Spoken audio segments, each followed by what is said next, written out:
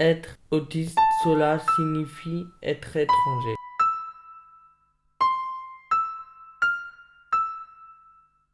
L'autisme.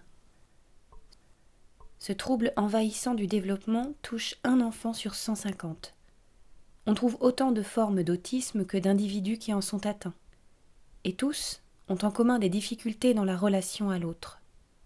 L'autisme n'est ni une affection psychologique, ni une maladie psychiatrique. C'est un diagnostic basé uniquement sur l'observation du comportement.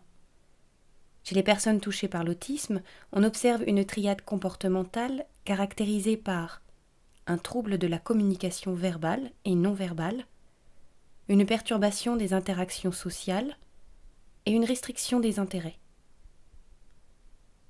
Chez les enfants atteints, le cerveau ne se développe pas, ne se structure pas comme pour un enfant ordinaire. Ils ont une manière de penser différente. On discerne 3 grandes formes de pensée autistique. Il y a les penseurs visuels, dits aussi photoréalistes, qui pensent en images. Les penseurs par modèle, qui sont les esprits réceptifs à la musique et aux mathématiques. Puis les penseurs verbaux, qui savent tout sur tout, retiennent tout ce qu'ils entendent. Il faut composer avec ces 3 formes de pensée et partir de leur centre d'intérêt individuel pour les faire entrer dans le jeu de l'apprentissage. Sans ce travail, l'enfant va s'isoler et se recentrer sur lui-même. Or, l'isolement est l'ennemi le plus dangereux de l'autisme. Il laisse un manque criant de solutions dans leur esprit qui mène, la plupart du temps, à des comportements sociaux inadaptés.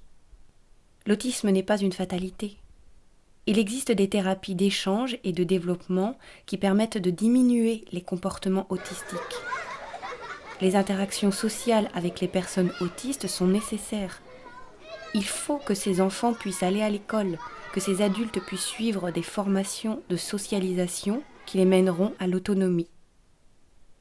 Il est important pour eux, autant que pour nous, que nous nous ajustions à leur forme de pensée, afin de mieux les accompagner, et leur donner ainsi les clés pour vivre et s'épanouir dans ce monde.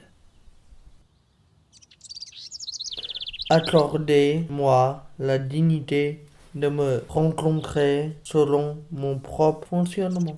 Reconnaître que ma façon d'être n'est pas simplement une version déficiente de la vôtre.